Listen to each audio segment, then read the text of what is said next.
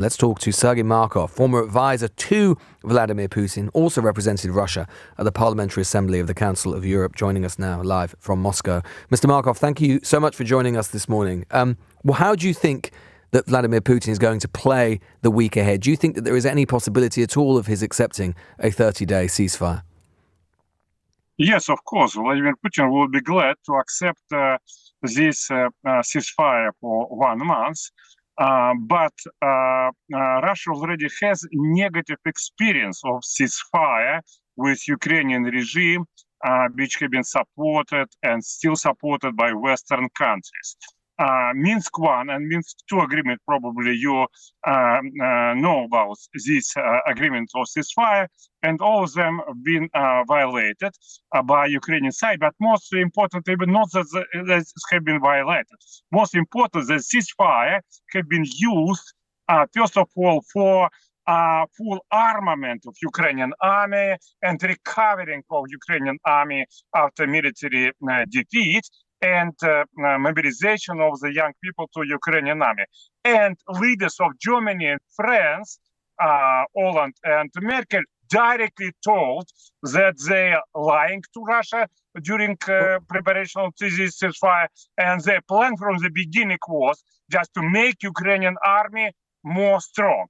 That's why Russia concerned that probably this ceasefire again will be used by Western countries just to make Ukrainian army more strong and to start the war again. Well, okay. That's why. But in which case, fine, okay. In which case, though, if Vladimir Putin is, as he says he is, committed to actually achieving some sort of peace, then surely the very last thing that he would be doing was preparing to open up another front by invading Sumy, which we hear from the Ukrainians this morning that they are concerned he is about to do. Do you think he will invade that area of Ukraine, yet another one?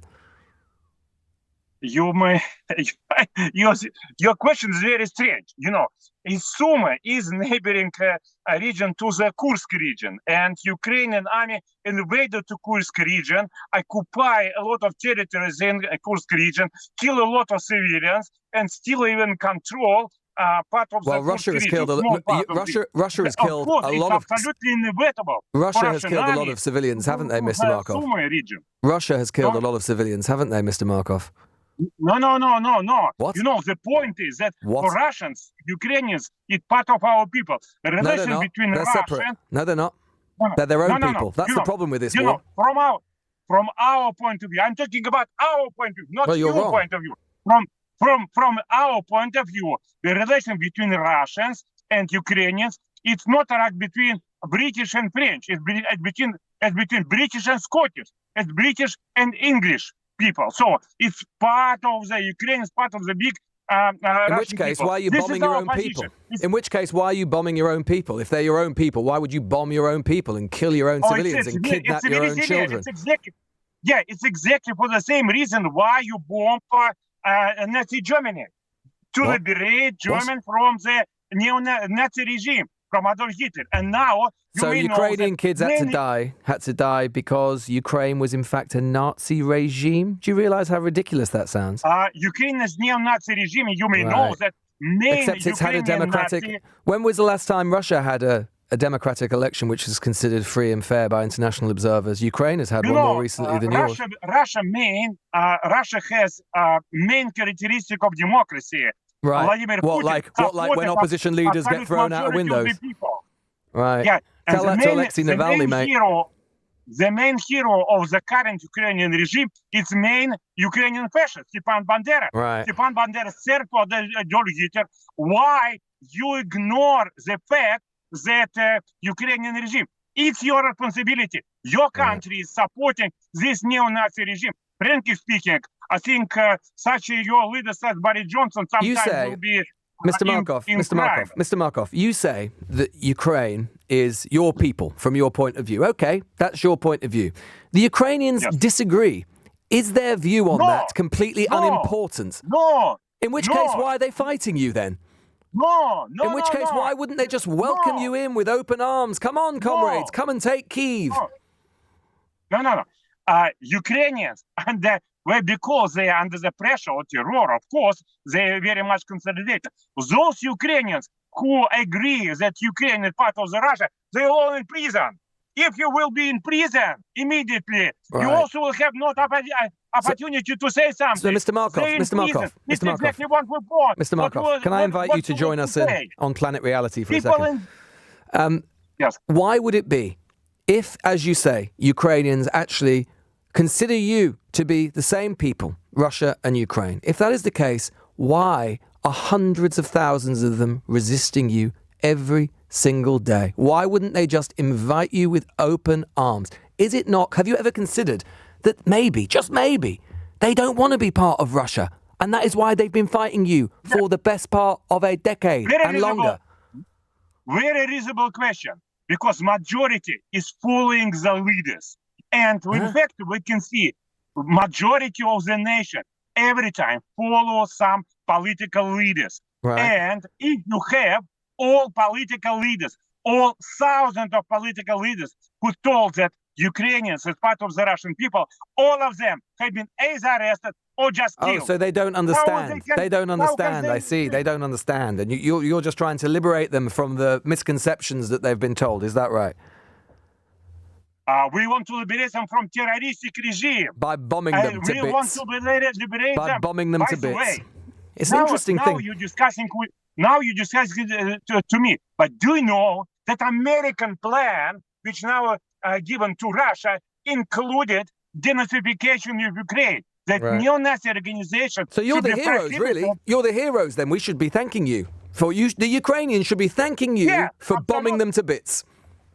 It's exactly as Germans, Right. thanks to American and British Right. and Russian for liberating of Adolf Hitler Nazi regime. Exactly, Ukrainians will be thankful to Russians after Russian victory. Yeah, I bet they can't wait to thank you. I bet they can't wait to thank you for bombing their cities to smithereens. I bet they can't wait to thank you for women who have been raped. I bet they can't wait to thank you. I bet they can't wait to thank you for all the kids that have been kidnapped and their parents have never seen them again. I bet they cannot wait to say thank you. No, nobody likes bombs. And of course, nobody Vladimir Putin don't mind them. Nobody likes bombs. Even those people who like Russia in Ukraine, they doesn't like Russian rocket missiles and Russian bombs. So you're fighting a war of liberation. That's what you're saying. A war of liberation. Exactly. Then you, my friend, are liberated from reality. Ukraine from a neo-Nazi terroristic regime. Okay. And after liberation, Ukrainians will be thankful to liberate it. So can I ask you a point of fact, if we can try and return to some fact? You know Vladimir Putin's mind. Keir Starmer and others are suggesting at the moment, talking about a peacekeeping force to be deployed to ensure that Vladimir Putin does not go back on his word, to keep any deal that might be developed. Is there any chance, do you believe, that Vladimir Putin would accept Western peacekeeping forces in Ukraine? You know, you again ask me a strange question. Of course, people, peacekeepers, it's important for the stopping of war. But peacekeepers should be from neutral country. You are Great Britain and North France Korea in war with us. It's impossible to have peacekeepers from the side which taking part in the war. You're not neutral. You're part of the war. That's why you cannot be peacekeeper. Peacekeeper will come from Indonesia, India, Brazil, Nigeria. It's good, peacekeeper. So but that's British, what you'd accept? Yes, it's what Russia accept. But British, part of the war. Your officers already fighting on the Ukrainian front. You already have, hundreds of the British soldiers who have been killed by Russian army on the Ukrainian front. But liberated only as well, presumably. Your government keeps secretly this. Your government not giving information to your citizens about this tragic truth. So, Mr. Markov, maybe we could just finish off by, could you perhaps just speak directly to the Ukrainian people who have lost loved ones, lost family members, lost children who have been kidnapped, lost their homes which have been destroyed by Russian bombs? Just speak directly to them as to why they should be grateful for what Vladimir Putin has done. Yes, and we are to continue to talk about this. Of course, they will be grateful because they will be liberated from terroristic neo-Nazi regime. Sorry? So the ones who are dead should be grateful. How will they be liberated when they're dead? No. those who will be dead cannot be grateful. But No, they can't be. You're right about that. Yeah. But who is responsible for the killing of Germans during World War II? Adolf Hitler or British and American troops? Excuse me, Mr. Markov. The Germans. Excuse me, Mr. Markov.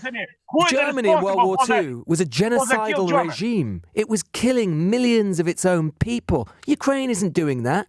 That is just nonsense. Ukraine. It's exactly your government has information already that Ukrainian government killed dozens of thousands. What is it like being in cloud cuckoo land?